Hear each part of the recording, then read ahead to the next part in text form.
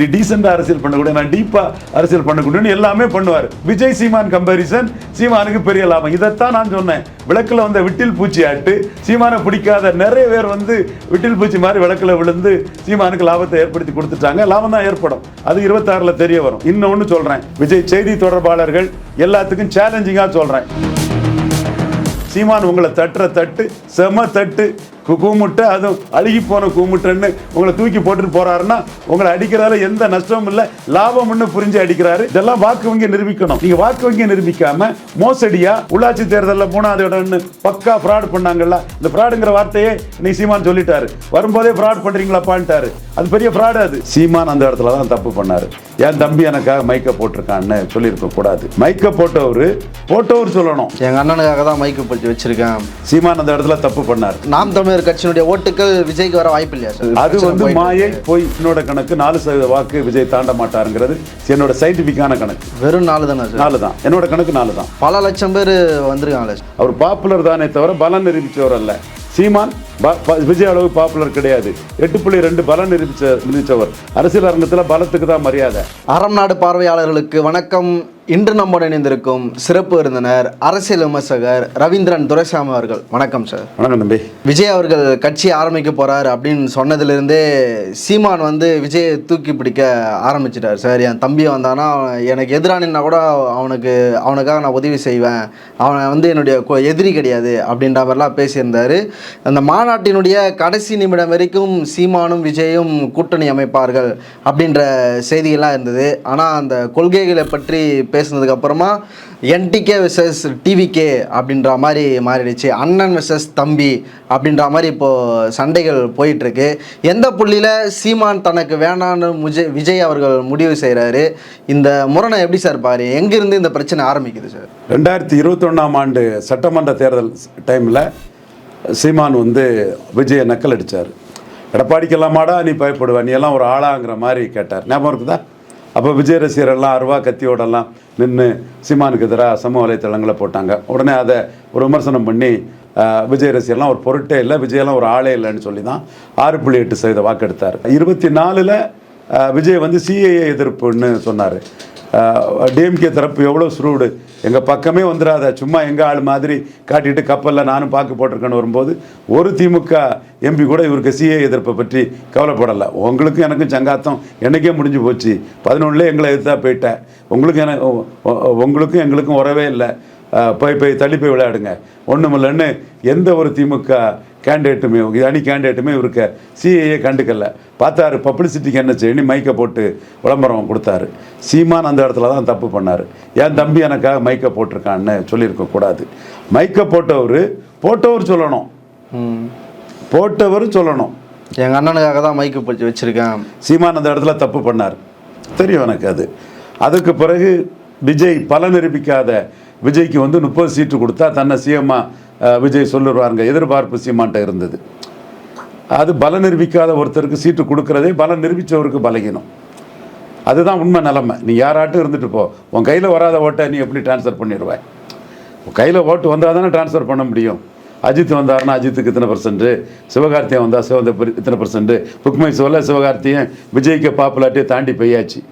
எல்லாருமே போடுறான். புக்மை ஷோவில் விஜய்க்கு லியோ படத்தை விட டபுள் மடங்கு அமரன் சிவகார்த்தியன் படத்துக்கு புக் ஆயிருக்குங்கிறத எவிடன்ஸோட ஆதாரத்தோடு சொல்கிறான். என்ன டிராக்டர் வசூல் இதெல்லாம் ஆதாரம் இல்லாத விஷயங்களை எவனுமே இங்கே வந்து கதை அடிச்சுட்டு தெரிய முடியாது. அந்த அளவுக்கு சிவகார்த்தியன் பாப்புலாரிட்டி இருக்குது. அவர் வந்துட்டு அவருக்கு இத்தனை % ஓட்டா கிடையாது. விஜயகாந்த் மார்க்கெட்டே இல்லாமல் தான் இருந்தார். கஜேந்திரா ஃபெயிலியர் தான். அவர் நிரூபித்தாதான் மரியாதை. ஸோ அரசியல் அரங்கத்துக்குள்ள பலத்தை நிரூபித்தாதான் மரியாதை. விஜய்க்கு அந்த ஸ்பேஸ் இருக்குல்ல சார்? இந்த பக்கம் அதிமுக வந்து சரியான தலைமை இல்லை, பல பிரச்சனைகள் போயிட்டுருக்கு. இந்த பக்கம் கூட்டணிக்குள்ளேயே ஒரு பிரச்சனை இருக்கிறதா ஒரு அது வந்து மாயை போய் பல நிரூபிக்காத ஒருத்தருக்கு பலம் இருக்குங்கிறது.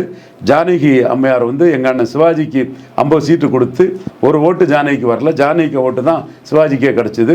சிவாஜி வெளியேறின பிறகு மூப்பனார் 20% போயிட்டார், திமுக கலைஞர் 34% போயிட்டார்.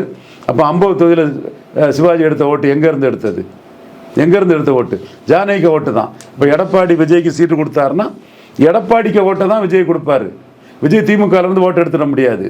இந்துத்துவாலேருந்து ஓட்டு எடுத்துட முடியாது, சீமான்ட்டு ஓட்டு எடுத்துட முடியாது. நீ எல்லாம் ஒரு ஆளாடான்னு கேட்டு தான் 6.8% வாக்கு சீமான் எடுத்தார். இல்லை, நாம் தமிழருடைய தம்பிகள் தான் தாவேக்காவுக்கு வந்துட்டாங்கன்னு சொல்கிறாங்களே சார். சீமானுடைய ஓட்டுகளை குறிவைத்து தான் விஜய் வந்து தன்னுடைய காயை அதெல்லாம் பொய்ங்கிறது 26 எலெக்ஷனில் தெரிஞ்சு போகும். பொய்ங்கிறது ரிசல்ட்டில் தெரிஞ்சு போகும். நாம் தமிழர் கட்சியினுடைய ஓட்டுகள் விஜய்க்கு வர வாய்ப்பு இல்லையா சார்? கமலஹாசன்கிற லீடர்ஷிப்பும் விஜய் சீமான் லீடர்ஷிப்பும் போது சீமான் லீடர்னு எழும்புன மாதிரி விஜய் அரசியல் கொள்கையற்ற கூமுட்டை, சுயநலவாதி, சந்தர்ப்பவாதி. சீமான் எந்த எலெக்ஷன்னாலும் நிற்பார். விஜய் போலீஸ் ஸ்டேஷனை கண்டு பயந்து விக்கிரவாண்டியில் பின்னங்கால் படையில் ஓடினவர், கட்சி ஆரம்பித்த தேர்தலில் நிற்காதவர், பிரசாந்த் கிஷோர் கட்சி ஆரம்பித்து 4 இடைத்தேர்தலில் நிற்கிறாருங்கிற இந்த கம்பேரிசன் சீமானை தூக்கி நிறுத்தம். இப்போ சீமானை பற்றி இந்த அளவுக்கு பரபரப்பாக பேசப்படுறது காரணம் விஜய்ங்கிற பாப்புலர் நடிகரோட கம்பேரிசன் தான். அவர் பாப்புலர் தானே தவிர பலம் நிரூபித்தவர் அல்ல. சீமான் விஜய் அளவு பாப்புலர் கிடையாது. 8.2 பலம் நிரூபித்தவர். அரசியல் அரங்கத்தில் பலத்துக்கு தான் மரியாதை. நாளைக்கு எடப்பாடி பழனிசாமி கிட்ட விஜய் போனாலும் விஜய்க்கு எடப்பாடி பழனிசாமி பலம் நிரூபிக்கல. விஜய் 10 சீட்டோட நின்றுடுங்கன்னு தான் சொல்லுவார். அதுதான் நடக்கும். ஆனால் நான் அந்த இடத்துக்குள்ளே தெளிவாக விஜய்க்கு சொல்கிறது, 2024 நீங்கள் பலம் நிரூபிச்சிருக்கணும். 24 பலம் நிரூபிச்சிருக்கணும். கோட்டை விட்டுட்டீங்க. 26 பலம் நிரூபித்தாதான் உங்களுக்கு மரியாதை. மற்றபடி வெப்பில் பேசுகிறதுக்கோ, தினமலையில் ஹிட்டிங் போடுறதோ, தந்தியில் ஹிட்டிங் போடுறதுக்கோ காசுக்கு பிரயோஜனம் இல்லை, வேஸ்ட்டு. அது வேணால் சினிமா பாப்புலாரிட்டிக்கு கொஞ்சம் பயன்படுமே தவிர மற்றபடி அரசியலுக்கு அது வேலைக்கு ஆகாது. அரசியலில் நீங்கள் என்ன செய்ய போகிறீங்க? சீமான் சொல்கிறாருல 214 நிற்போன்னு சொல்கிறாருல, எல்லாத்தையும் அடித்து விளையாடுறாருல. சீமான் பலத்தை நிரூபித்த ஒரு தலைவராட்டு 8.2% இருக்கிறாரு. ஆனால் அந்த கொள்கையை தன் வயசாப்படுத்திட்டாரு சார். இப்போ சக்ஸஸ்ஃபுல்லாக இருக்கிற கொள்கைனா திராவிடம், அதையும் தன்னுடைய கைக்கு எடுத்துட்டாரு. பெரியார் அவர்களையும் எடுத்துட்டாரு. இந்த பக்கம் தமிழ் தேசியமும் என்கிட்ட இருக்கணும் போது அது கூடுதல் பலத்தை தராதா சார்? 26 தேர்தல் முடிவு தான் அதை காட்டும். அவரை பொறுத்தவரை என்னோட கணக்கு 4% வாக்கு விஜய் தாண்ட மாட்டாருங்கிறது என்னோட சயின்டிஃபிக்கான கணக்கு. வெறும் 4 தானே சார்? 4 தான். என்னோட கணக்கு 4 தான். பல லட்சம் பேர் வந்துருக்காங்களே சார். அது பிரச்சனையே இல்லை. எவ்வளோ பேர் வாக்களிக்கிறாங்கிறதா மேட்ரு. ஏன் 4% தாங்கிறன்னு சொன்னால், ஏற்கனவே 4 பேர் செட்டில்டாக இருக்கிறாங்க. விஜயகாந்த் வரும்போது 3வது தலைவராக விஜயகாந்த் வந்தார். அவர் 3வது வந்த இடங்களில் 10% எடுத்தார். அதே விஜயகாந்த் பாஜக இருந்த இடத்துல, பகுஜன் சமாஜ் பார்ட்டி, புதிய தமிழகம் அவங்க சேர்ந்திருந்த இடத்துல, ஃபார்வர்ட் பார்க் இருந்த இடத்துல எர்ணாவூர் நாராயணன், விஜயராகவன், டி ராஜேந்தர், மாயா வெங்கடேசன், ஜிஜி ரவி, டாக்டர் ஹண்டே, சிவாஜி மன்ற ராஜசேகரன், இந்த மாதிரி 34 பேர் 3வது இருந்த இடத்துல விஜயகாந்தால் 3 to 4% வாக்கு தான் எடுக்க முடிஞ்சது. ஸோ இவர் 5வது வர்றதுனால இவருக்கு அந்த வாக்கு வலிமை வராதுங்கிறது என்னோட கணக்கு. சயின்டிஃபிக்காக தான் நான் சொல்கிறேன். அடுத்தபடியாக கமலஹாசன் வரும்போது அவர் வட தென் சென்னை, மத்திய சென்னை, ஸ்ரீபெரும்புதூர், வட சென்னை, கோயம்புத்தூர், மதுரையில் 10% வாக்குக்கு மேலே எடுத்தார். தினகரன் ஆர்கேனர் வெற்றி வீரர், திருச்சி, தஞ்சாவூர், மதுரை, ராமநாதபுரம், சிவகங்கை இங்கே 10% வாக்குக்கு மேலே எடுத்தார். மற்ற இடங்களில் வாக்கு எடுக்கலை. அப்படிப்பட்ட இதை ஒவ்வொன்றையும் நம்ம ஆய்வு பண்ணி பார்க்கும்போது அப்போல்லாம் 3வது வந்தாங்க 2 வாரம். 3வது வந்ததில் ஒரு ஏரியாவில் அவரும் ஒரு ஏரியாவில் இவரும் எடுத்தாங்க. அப்படிப்பட்ட விஷயங்களை ஆய்வு பண்ணி நம்ம பார்க்கும்போது 5வது வாராரு விஜய். இப்படி ஒரு பச்சவந்தி டைப்பில் இருக்கிறவர் களத்துக்குள்ளே நின்னா ஒன்று பெரிய ஆதரவு கிடைக்காதுங்கிறது தான் என்னோட பார்வை. விஜய பச்சவந்தின்றீங்களா சார்? அப்போ ராகுல் காந்தியை பார்த்து ராஜ்யசபா முயற்சி பண்ணார். ஜெயலலிதாவுக்கு எதிராக மோடியை பார்த்தாரு. ஆனால் 6% வாக்கு சீமானை பயன்படுத்தி, சீமான் அல்ல, தமிழ் தேசிய அரசியல், சீமான் அல்ல, அந்த இஷ்யூ வேலுப்பிள்ளை பிரபாரம் தொடர்பான அந்த இஷ்யூ, வேலுப்பிள்ளை பிரபாரம் தொடர்பான அந்த இஷ்யூவை பயன்படுத்தி ஜெயலலிதா 6% வாக்கு உயர்ந்த பிறகு ஜெயலலிதா மரணம் அடைகிறது வரை அரசியலே பேசாதவரை சந்தர்ப்பவாதி, சுயநலவாதின்னு சொல்லாமல் எப்படி சொல்ல முடியும்? இப்போ விஜயனுடைய வருகை எந்த மூமெண்ட்டுமே கிரியேட் பண்ணலையா சார்? முதல்ல சீமான் தப்பு கணக்கு போட்டார். விஜய் தன்னை ஆதரிச்சா பெரிய அளவு வந்துடலான்னு தப்பு கணக்கு போட்டார். நம்போன்றவர்கள் எல்லா இடத்துலையும் ஒரே மாதிரி பேசுவோம். அது சீமானுக்குன்னாலும் பலம் நிரூபிக்காத விஜய் கூட கூட்டணி போகிறது சீமானுக்கு நஷ்டம். 8% மேலே ஜம்ப் பண்ண மாட்டேன்னு அவரே ஒத்துக்கிட்டதாட்ட அர்த்தம். பலம் நிரூபித்த ஒரு கட்சி பலம் நிரூபிக்காத, கையில் வாக்கு வராத ஒருத்தரை அங்கீகரித்தா அது அவங்களுக்கு பலகீனங்கிறது என் கருத்து. அதைத்தான் சீமான்ட்ட நானே சொன்னேன். மற்றவங்க மாறுபட்ட கருத்தை சொன்னாங்க. சீமான் பல விஷயங்களை பார்த்து அவர் முடிவெடுக்கும்போது நான் சிவாஜி ஜானகியை ஆதாரமாக சொன்னேன். அது ஆதாரம் தெளிவாக இருக்குது. இப்போ எடப்பாடி விஜயை மதித்து சீட்டு கொடுத்தாருன்னா அதுவும் சிவாஜி ஜானகி கேஸ் மாதிரி தான் போகும். விஜய் பல நிரூபிச்சிட்டாருன்னா நம்ம ஏன் எப்படி மறுக்க முடியும்? ஏன்னா சினிமா வசூலா கண்ட மாதிரி அடிக்கிறதுக்கு இப்போ அமரனையே குறைச்சி சொல்றதுக்கு ஒரு கூட்டம் தயாராகும். புக் மை ஷோவை பாருங்கன்னு நான் தான் சொன்னேன். இப்போ புக் மை ஷோவை பார்த்தா தெரிஞ்சு போகும் யாருக்கு அதிகம் புக் ஆயிருக்குன்னு. வசூல் சும்மா அடிச்சு விடலாம், யாரும் ரீலாக கலராக விடலாம். அது யார் வேணாலும் என்னவும் பேசலாம், அதை டிஸ்ப்ரூவ் பண்ண முடியாது. புக் மை ஷோங்கிறது சயின்டிஃபிக்காக உள்ளது. இதில் பார்த்தா தெரிஞ்சுட்டு போகும். இது சினிமா சம்பந்தப்பட்டதில் புக் மை ஷோவும் மாயாஜால் தேட்டரில் எத்தனை ஷோ போடுறாங்கிறதா எனக்கு யாட்சிக்கு விட்டுருங்க. இது எலெக்ஷன் கமிஷன் ரிப்போர்ட் சொல்லி விஜய்க்கு 3% சொல்லிட்டான்னா நான் சொன்னதோட 1 குறைஞ்சிருக்காருன்னு சொல்லிட்டு போவேன். 5 சொன்னார்னா கூடியிருக்காருன்னு சொல்லிட்டு போவேன்.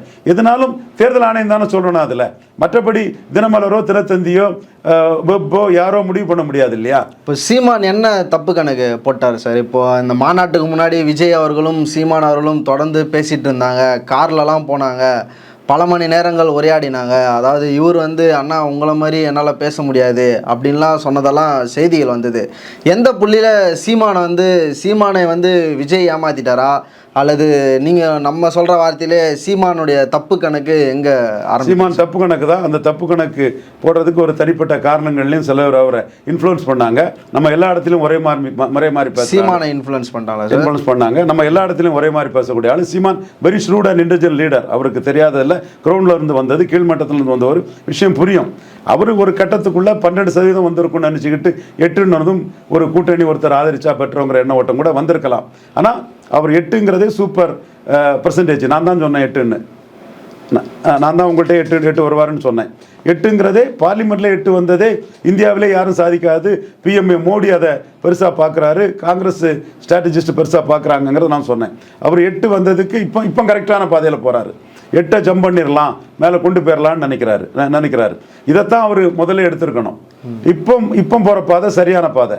அப்போ அந்த பாதையில் விஜய் என்ன நினைச்சாரு, சீமா நம்மளை சப்போர்ட் பண்ணுவாருன்னு அவர் பணிவான்னு கவுத்தரலாடி முயற்சி பண்ணியிருக்கிறார். சீமான் தன்னுடைய ஆதரவு வந்து விஜய்க்கு சொல்லிட்டு தானே சார் இருந்தார். தன்னை சிஎம் கேண்டிடேட்டாக சொல்வாருன்னு எதிர்பார்த்து சொன்னார். ஓகே, வெளிப்படையாக பேசக்கூடிய ஆள் தான். அப்போ அது இல்லைன்னு சொல்லும்போது அவர் அடுத்த ரூட் வந்து அப்படி சொன்னாலும் அது தேராது.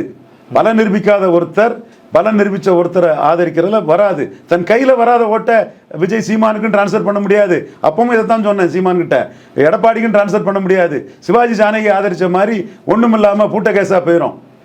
விஜய்க்கு செய்ய வேண்டியது 214 கேண்டிடேட் போட்டு பலத்தை நிரூபிக்கணும். பலத்தை நிரூபிச்சாதான் நீங்க அரசியல் சக்தி. இப்போ விஜய் வந்து தனித்து தான் போட்டினோம்ல சார், தனிச்சு போட்டிட்டு அரசியல் பலத்தை நிரூபிச்சாதான் அரசியல் சக்தி.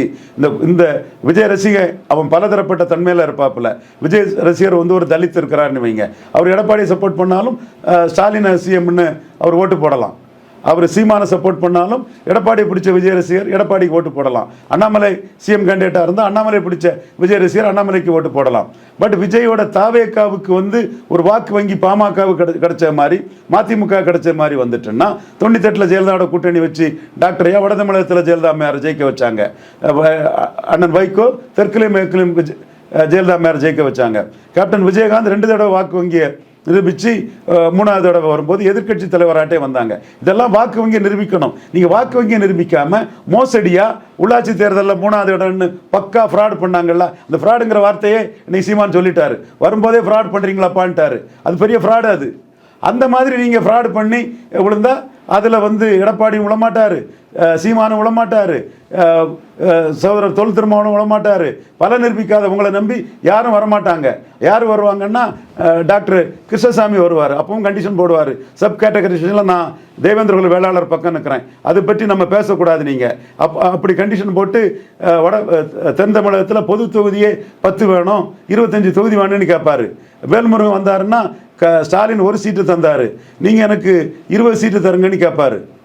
ஸோ பல நிரூபிச்சாதான் மரியாதை. பல நிரூபிக்காம நீங்க ஊடகத்தில் பொய் செய்திகளை கொடுத்துக்கிட்டு அதுக்குள்ளவே இப்போ நான் பலனை நிரூபிக்க போறேன். 2026 தேர்தல் வந்து எனக்கு ஒரு முக்கியமான காலம். அதுக்குள்ளவே நீங்க என் மேல வந்து சாயத்தை பூசினா எப்படின்ற கேள்வி எழுப்புறாருல சார். என் மேல நீங்க வந்து காவி சாயம் பூசுறீங்க, ஆனா நான் பெரியாரை பூசல. இல்ல விஜயனுடைய கேள்வியா பூசல. விஜய் அரசியல் அரங்கத்தில் தனக்கு என்ன கிடைக்கும்னு பார்க்க வராரு. எல்லா ஜனநாயக நாட்டில் எல்லாருக்கும் அந்த உரிமை உண்டு. சகோதரர் விஜய்க்கும் அந்த உரிமை உண்டு. அப்போ இந்த புள்ளியை சொல்லி அவரை ஓரம் கட்டுறது அது எதிரிகள் பண்ண தானே செய்வாங்கப்பா. நான் விஜய் எவ்வளவுக்குள்ள மோசடிகளை அம்பலப்படுத்துறேன்னா அவரை யாருக்கும் பி டீம்னு சொல்லலையே. ஒவ்வொருத்தரும் அதை முயற்சி பண்ணுறதுக்கு அந்த உரிமை உண்டு. விஜய் முயற்சி பண்ணுறாங்க. நீங்கள் பலம் நிரூபிக்காமல் டக்கால்ட்டி பண்ணி ஒன்றும் நடக்காதுங்கிறதான் அவருக்கு விஜய் ஏமாந்து போவீங்கிறதான் விஜய்க்கு நான் சொல்கிறேன். இப்போயே உங்களுக்கு திருமாவளவன் அடி பார்த்துருப்பீங்கள்ல. ஏன் சார் அந்த பிரச்சனை வருது? இப்போது ஒரு கட்சியை ஆரம்பிக்கிறாரு, எடுத்த உடனே மாநாட்டுக்கு அடுத்த நாளே தலைவர் திருமா vs விஜய்னு அந்த களத்தை மாற்றி விடுறாங்க.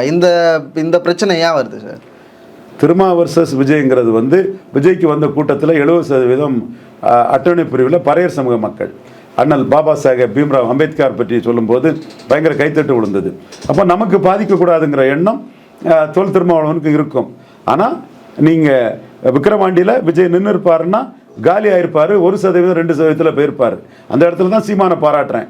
போலீஸ் ஸ்டேஷனை மீறி நின்னார். விஜய் பயந்து பின்னங்கால் படறி பட ஓடிட்டார். ஸோ வட தமிழகத்தில் அதிமுக பாமக ஒரு அலையன்ஸு, ஒரு யூகம்தான். திமுக அலையன்ஸில் திருமாவளவன்னா விஜயெல்லாம் என்டர் பண்ணவே முடியாது. இடைத்தேர்தல் போலரைசேஷனையே தாங்க முடியாமல் ஓடினவர் பொது தேர்தல் போலரைசேஷன்லேயே வந்து நிற்க போகிறாரு. சீமான் என்ன போலரைசேஷன்னாலும் களத்துக்குள்ளே நிற்பார். களத்துக்குள்ளே நிற்கிறனால தான் கமலஹாசனை விட இன்னைக்கு உயர்ந்து 8.2 வர காரணம்னா கமலஹாசன் விஜயபாணி அரசியல் அன்னைக்கு பண்ணது தான் காரணம். ஸோ இந்த சூழல் இருந்தாலும் திருமாவளவனுக்கு அம்பேத்கரை சொல்லும்போது இவ்வளோ கைத்தட்டுன்னு சொல்லும்போது தனக்கிட்ட இருக்கக்கூடிய பறையர் ஓட்டு விஜய்கிட்ட பெயருமோங்கிற எண்ண ஓட்டம் சகோதரர் தொல் திருமாவுக்கு இருக்குது. வட தமிழகத்தின் வெற்றி பெறா தான் இருக்கிறாரு. அலர்ட்டாக இருந்து போட்டிஸ் பண்ணக்கூடியவருக்கு அந்த நோக்கம் இருக்குங்கிறது என்னோட பார்வை. பட் விஜயை வந்து பலம் நிரூபிக்காத விஜயை வந்து அவர் ஸ்ட்ரெங்தன் பண்ண மாட்டார்.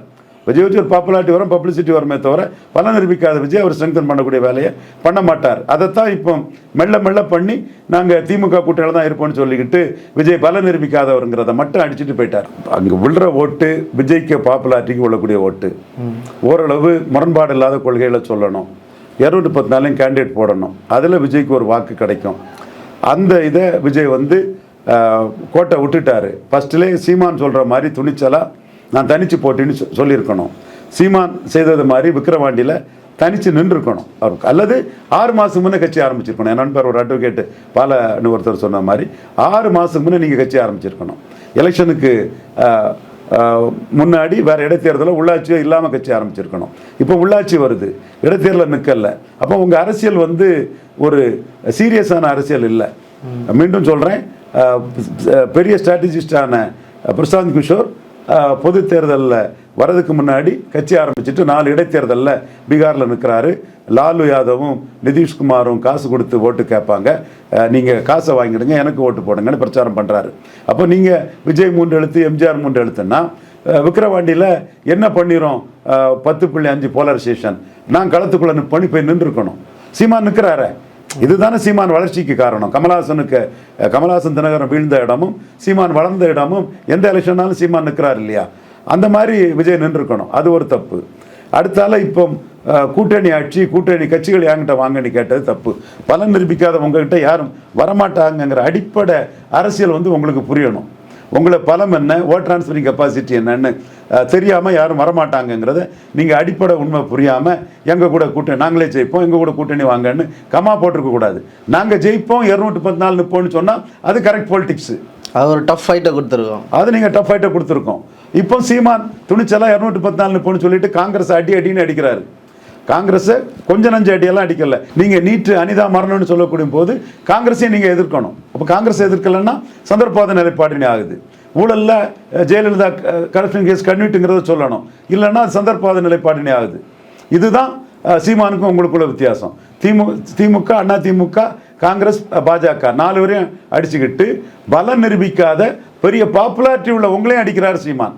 அது நல்லா என்டர்டெயின் பண்ணுறாரு சீமான். தொடர்ந்து என்டர்டெயின் பண்ணுவார்.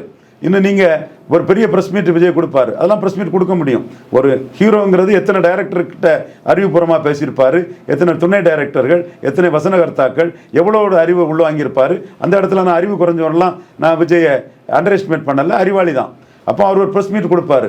அவர் ப்ரெஸ் மீட் கொடுத்த ஒரு 2 மணி நேரத்திலே விஜய்க்கு ப்ரெஸ் மீட்டில் உள்ள தப்புகள், தவறுகள், அதில் எந்தெந்த கொள்கையில் சீமான் எழும்பி நிற்கிறாரு, இதெல்லாம் சீமான் அடித்து அதுக்கு பதில் கொடுப்பாரு.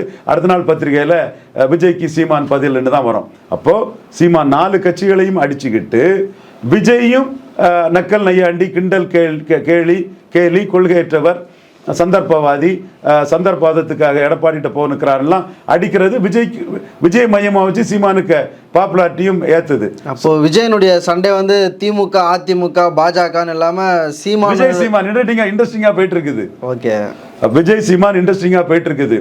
இதில் பலம் நிரூபித்த சீமானுக்கு கூடுதல் பலம் கிடைக்கும். பலம் நிரூபிக்காத விஜய்க்கு 8% ஓட்டுள்ளவரோட சண்டை போடுறது 4% தான் அவருக்குங்கிற என்னோட கருத்தை வலுப்படுத்துது. இதுதான் இங்கே இதில் நடந்தது. அந்த இடத்துக்குள்ள சீமானை பற்றி விஜய் பேசியிருக்க கூடாது. கத்தி கத்தி பேசி ஒன்றும் ஆக போறதில்லன்னு அவரே கத்தி கத்தி நான் பேசுகிற மாதிரி பேசி தொலைச்சிட்டாரு. நீங்கள் பேசுறது கத்தி கத்தி பேசுறத குறை சொல்றீங்க. அந்த உங்கள் கான்சியஸில் அது கூட இல்லாமல் நீங்களே கத்தி கத்தி பேசிட்டீங்க. புரியுதுங்களா? அது சீமான் பிடிச்சிக்கிட்டாரு. நம்மளை இதை அடிக்கிறாரா, எருமை அடிச்சிருவோன்றாரு. அதனால தான் நம்மளை போன்றவங்க சொல்லணும் சீமான் அடிப்பாருன்னு சொன்னோம். நீ பேசுறது பஞ்சு டைலாகு, நான் பேசுறது நெஞ்சு டைலாகு அப்படின்னு சொல்லிட்டாரு. அது நீ வந்து இப்போ என்ன பாலிஷா அரசியல் பண்ணக்கூடியவன், நான் பாலிசியா அரசியல் பண்ணக்கூடியவன், நீ டீசெண்டாக அரசியல் பண்ணக்கூடிய, நான் டீப்பாக அரசியல் பண்ணக்கூடியவன் எல்லாமே பண்ணுவார். அப்போ விஜய் சீமான் கம்பேரிசன் சீமானுக்கு பெரிய லாபம். இதைத்தான் நான் சொன்னேன். விளக்கில் வந்த விட்டில் பூச்சி ஆட்டு சீமானை பிடிக்காத நிறைய பேர் வந்து விட்டில் பூச்சி மாதிரி விளக்கில் விழுந்து சீமானுக்கு லாபத்தை ஏற்படுத்தி கொடுத்துட்டாங்க. லாபம் தான் ஏற்படும். அது 26 தெரிய வரும். சீமான் இப்போ வந்து கமலஹாசன் வீழ்த்தின அந்த இடத்துக்குள்ள துணிஞ்சு தனிச்சு 234 நிற்கிறாரு. கமலஹாசன் வீழ்ந்த இடத்துல விஜய் நிற்கிறாரு. சீமான் கமலஹாசனை வீழ்த்தின இடத்துல நிற்கிறாரு. விஜய் கமலஹாசன் வீழ்ந்த இடத்துல நிற்கிறாரு. இடைத்தேர்தலில் கண்டஸ்ட் பண்ணாதது, உள்ளாட்சி தேர்தலில் கண்டஸ்ட் பண்ணாதது. அப்படின்னா நீங்கள் 6 மாதத்துக்கு முன்ன கட்சி ஆரம்பிச்சிருக்கணும். புரியுதுங்களா? அப்போ அது ஒரு மைனஸ். அடுத்தால கொள்கை அது சொல்லிட்டு போங்க. அது நான் அதுக்குள்ளே வரல, கொள்கைக்குள்ளே வரல. எனக்கு வந்து அந்த சீமானுக்க கொள்கையிலே வந்து நான் என் 17 வயசில் ராமச்சந்திர நாயுடு சிஎம் ஆகணும்னு சொன்னவன். சும்மா அவர் மத்திய அமைச்சராக இருந்தார். சும்மா அதுக்குள்ளே நம்ம கொள்கை தான் நமக்கு, அது வேறு விஷயம். பட் உங்களோட அந்த பொசிஷனிங் சீமான் தனிச்சின்னி பொசிஷன் பண்ணிட்டார். தனிச்சு போட்டிக்கு ஒரு வேல்யூ இருக்குங்கிறது எனக்கு தெரியும். அதுதான் சீமானை தூக்கி விடுறது எனக்கு புரியும். அண்ணாமலையும் அதைத்தான் சீமானை பற்றி, சீமான் அண்ணா கொள்கையை விட தனிச்சு போட்டியில் சீமான் அண்ணா மேலே வராரு, மக்களை நம்பி நிற்கிறாருன்னு மக்கள் ஓட்டு போட்டுறான். தனிச்சு ஒருத்தர் தொடர்ந்து நிற்கக்கூடிய ஒரு இதில் நம்மளை நம்பி தான் நிற்கிறான். நோட்டுக்கு சீட்டுக்கு விலை போகலையா, 8% 2000 கோடி, அப்போ அந்த விலை போகலன்னு ஓட்டு போட்டுறான். அதில் சீமான் நிற்கிறாரு, தெளிவுபடுத்திட்டாரு. ஆரம்பத்தில் தப்பாக விஜய் சப்போர்ட் பண்ணால் லாபம் கிடைக்குன்னு நினைச்சவர் நம்பன்றவர்கள் நஷ்டம் கிடைக்கணுங்கிற நஷ்டம் தான் வருங்கிற கருத்து அது பல நிரூபிக்காதவர். எடப்பாடிக்கு சப்போர்ட் பண்ணாலும் நஷ்டம் தான் நம்பன்றவர்கள் கருத்தில். அதில் சீமான் தெளிவாக நிற்கிறாரு. கம்பேரிட்டிவாக விஜய் வந்து 214 நிற்போன்னு அதிலே அடிச்சிருக்கணும். கமா போட்டு கூட்டணின்னு இந்த பப்ளிசிட்டிக்கு போயிருக்கக்கூடாது. கட்சியை 6 மாதத்துக்கு முன்னே தொடங்கியிருக்கணும். இப்படி சட்டமன்ற தேர்தலையும் உள்ளாட்சி தேர்தலையும் நிற்காம ஒதுங்கி இருக்கக்கூடாது. அல்லது மக்களவை தேர்தலையே நின்று இருக்கணும். இப்பவும் விஜய் பண்ண தப்பு. அவர் தலைமையில் கூட்டணி அமைக்க போறாரா? அமையாதுங்க. பலம் நிரூபிச்சா அமைஞ்சிரும். பலம் நிரூபிச்சா இன்னொருத்தர்கிட்டையும் போயிடலாம். எடப்பாடிகிட்ட சீட் வாங்க போறாரா? நீங்கள் கேட்குற சீட்டை தரவே மாட்டார். 10 சீட்டில் நின்றுங்க, பலம் எங்கே நிரூபிச்சிருங்க, உங்கள் பிரச்சார பலத்துக்கும் ரசிகர் பலத்துக்கும் 10 சீட்டோட நின்றுங்கன்னு சொல்லுவார். அதுவும் கூட்டணிக்கு வேறு ஆள் கிடைக்கலன்னா தான் அது நடக்கும். அடுத்தால தனிச்சு போட்டிடுறது, இதுதான் விஜய்க்கு சரியான வீகம். தனிச்சு போட்டிட்டு விஜயகாந்த் பலம் நிரூபிச்சுட்டு தான் வந்தார். தனிச்சு போட்டிட்டு பலம் நிரூபிச்சு தான் கமலஹாசன் ராஜ்யசபா வாங்கியிருக்காரு. பலம் நிரூபிக்காம தனிச்சு போட்டியிடாமல் விஜய் வர்றது காகித புலியா இதில் தான் இருக்கும். இன்னொன்று சொல்கிறேன், விஜய் செய்தி தொடர்பாளர்கள் எல்லாத்துக்கும் சேலஞ்சிங்காக சொல்கிறேன். நான் ஒரு வீடியோ பண்ணுறேன், விஜய்க்கு மைனஸை பேசுகிறேன். நீங்கள் எல்லாருமே விஜய்க்கு ப்ளஸ்ஸை பேசுங்க. சில 1000 கூட உங்களுக்கு போகாது. விஜய் அரசியலுக்கு வாணி எவனும் கூப்பிடலை, எங்கன்னா ரஜினிகாந்தை கூப்பிட்ட மாதிரி. இதுதான் உண்மை நிலைமை. எது எப்படி இருந்தாலும் விஜய்க்கு உரிமை இருக்குது. அரசியலில் அவர் பங்கெடுக்கக்கூடிய ஜனநாயக உரிமை இருக்குது. அதில் சினிமா வசூல் மாதிரி மோசடி பண்ண முடியாது. 214 நின்றுங்க. தேர்தல் ஆணையம் உங்கள் புள்ளி வரத்தை சொல்லட்டு, அது உங்கள் பலம். நான் ஒரு கணக்கு சொன்னாலும் கூட தேர்தல் ஆணையம் கணக்கை விஜய்க்கு சப்போர்ட்டரும் ஏற்றுக்கிட வேண்டியதுதான். நம் போன்றவர்கள் விஜய் பெருசாக சாதிக்க மாட்டாருன்னு சொல்லக்கூடியவங்களும் ஏற்றுக்க வேண்டியதுதான். அந்த புள்ளி வரம் வரட்டு. அது இல்லாமல் நீங்கள் சினிமா வசூல் மாதிரி என்ன சொன்னாலும் அது காசுக்கு பிரயோஜனம் கிடையாது.